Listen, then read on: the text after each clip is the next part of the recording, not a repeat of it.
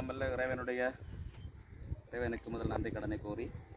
உண்மையிலே இன்று எங்களுடைய குருமார் சங்கத்தினாலே செய்யப்படுகிற நற்பணியில் ஒன்றாக இன்று சந்தைவெளியிலே சந்தைவெளி பாலையடித்தோன்னா நட்புறவு வீதியில் இருக்கின்ற இந்த குடும்பத்தார்களுக்கு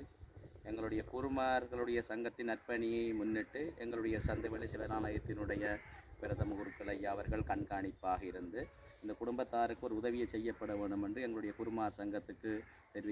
தெரிவித்தபடி உண்மையில் அவருடைய பங்களிப்பும் அவருடைய நிதி ஒதுக்கீடும் காரணமாக அவை பங்களிப்பு செய்து அவர்களுக்கான எங்களால் இயன்ற ஒரு உணவு பொருளை நாங்கள் வழங்கியிருக்கின்றோம். அதே போன்று இந்த அம்மணியானவனுடைய இந்த நிலையை நாங்கள் அறியக்கூடிய நிலையிலே உண்மையில் ஒரு கவலையாக இருக்கின்ற இருக்கக்கூடிய ஒரு குடிசை இப்பொழுது எல்லோருக்கும் தெரியும். கள்ளர் காவாளிகள் நிறையப்பட்டு இந்த உலகத்திலே இவ்வாறான ஒரு குடிசையில் இவர்கள் வாழ்கிறார் என்றால் இவருக்கான பாதுகாப்பு உண்மையிலேயே ஒரு ஒரு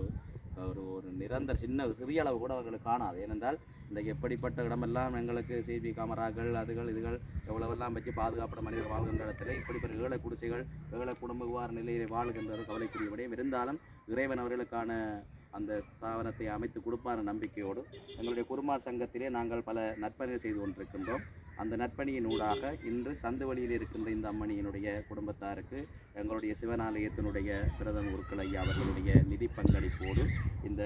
எங்களால் இயன்ற ஒரு உணர்வு பொருளை வழங்கி இருக்கின்றோம். மென்மேலும் இந்த நற்பணிகள் எங்களுக்கு தொடரும். இந்த வகையில் எங்களுக்கு நற்பணிகளை கொடுத்த கமலையா அவர்களுக்கு மனமார்ந்த நன்றிகளையும் வாழ்த்துக்களையும் கூறி, இவ்வாறான குடும்பத்தார்கள் எங்களுடைய குருமார் சங்கத்தாலே கண்காணிக்கப்பட்டு எங்களால் இயன்ற உதவிகளை செய்து வருகின்ற கல்குடா வலைய இந்து சைவ குருமார் சங்கம் மென்மேல் நற்பணிகள் செய்யும் என்று கூறி இந்த இடத்திலே நற்பணியை செய்த ஐயா அவர்களுக்கு நன்றி கூறி,